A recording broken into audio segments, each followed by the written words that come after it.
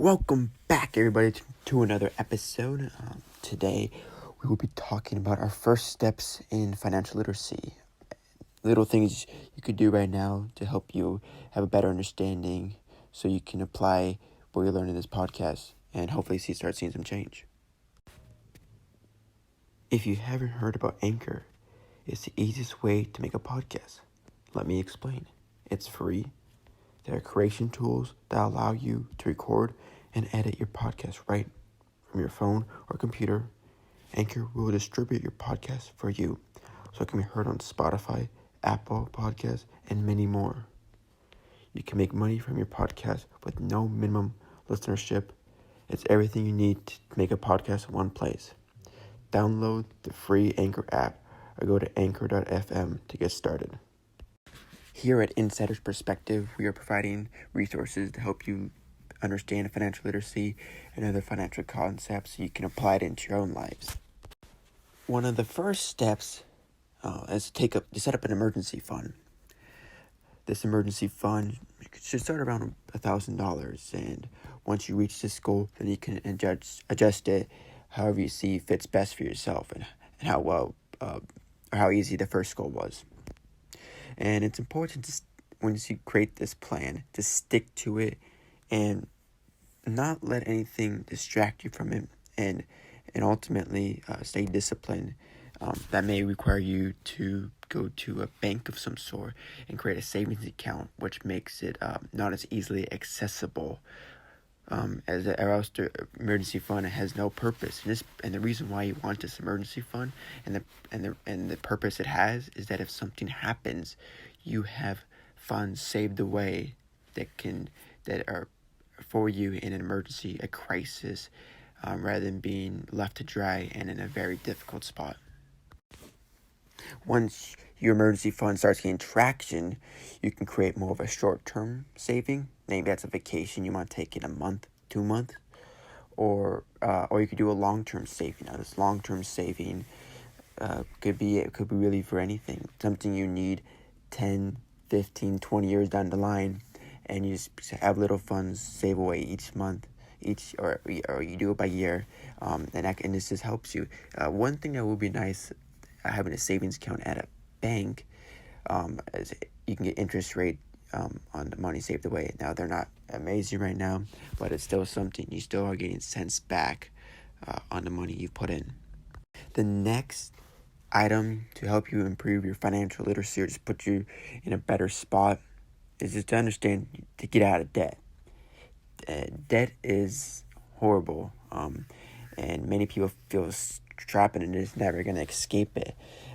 Ideally, you want to pay debt back that has the highest interest rates, or else that interest keeps on compounding, and you begin having to pay more back in the long run than what you had to pay from once you took out the money, and in each month that it is accumulated. So debt can become a huge expense for people, and that's why people feel like they're trapped with it. This is not an easy task. The reason why people that's the reason why people are trapped with debt is that it's not something easy, and in order to pay back your debt, you have to be disciplined, just like with a savings account. You got to create a plan. You may have to change up your lifestyle, but this is crucial in changing up your life and hoping for the better. If you haven't done this already, this is what I would recommend to anybody. Open up a retirement account as soon as you can. There are many institutions out there that have, they don't charge you by each time you add money to your account. They don't charge you, there's no commission fees for trades. So they're very easy to use. Or online, you can do it from a mobile device, computer, from a website. And you can set up a traditional RRA that is tax deferred. What I mean is that once you reach, it's on a different tax scale, and these other and investing can help you beat inflation, and we'll get into what inflation means. But that's something important to know, that help you beat inflation. And the more time you have, the longer it has to compound, and can help you live a retirement that you want to live, where you can, if you have grandkids, you can be there for them. You can give them a nice Christmas or a holiday, go on vacations, and just that's something that's going to help out a lot of people, knowing that when they're in retirement, they're going to be in a good spot. And this next one is, depending if you are, you have children, this is for yourself, is set up a college fund. This is a 529, and most likely wherever you have your retirement account also has a spot for a 529. As 529 similar, you make investments, and the goal is to place trades that from initial payments that you put into your account, and these trades in stocks or index funds or whatever you invest in helps you pay off your tuition down the road. And education is expensive. There's plenty of research out there that education is important for how the career you may want, and also just a great experience to meet people who you may never know that may be your coworker someday. So education is important, and having this 529 fund can help ease some of the financial concern. For many people, they still have a mortgage, and that's understandable. They're like, sometimes can be around 30 years, fixed rate or adjustable. We'll get into what the difference between the two are, but this is a huge expense for people, and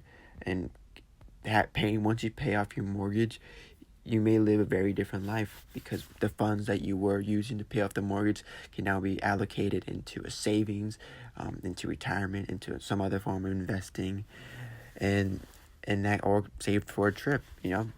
Is that knowing that can help you get a large amount of stress and a big chunk of debt taken care of. That's a short little list right there, but the main thing to understand is, yes, financial literacy is learning about topics, through listening to me, reading articles, watching videos, but at the same time, you can learn as much as you can, but applying the principles is just as important, if not even more. As applying the principles, you will start seeing a savings account grow. You start seeing your debt diminish. You start having a retirement account, a 529 fund. You may have your mortgage at a much better spot. So do the best that you can to stay on top of your goals, and continue to learn, continue to find ways to better yourself. Thank you for listening. If you have any questions, feel free to reach out to us at Insider's Perspective. We'd love to help you out. This is just first steps in financial literacy, and these can help you go a long way. And it's just always having a strong foundation, as having a strong foundation can help you out when you are retired, like with your retirement account, or 10 years from now, you can take that trip because you saved. A crisis occurred, you can take some time off of work. You can visit your family, and you can be able to experience the world and not have to worry about financial stress. Thank you. Take care.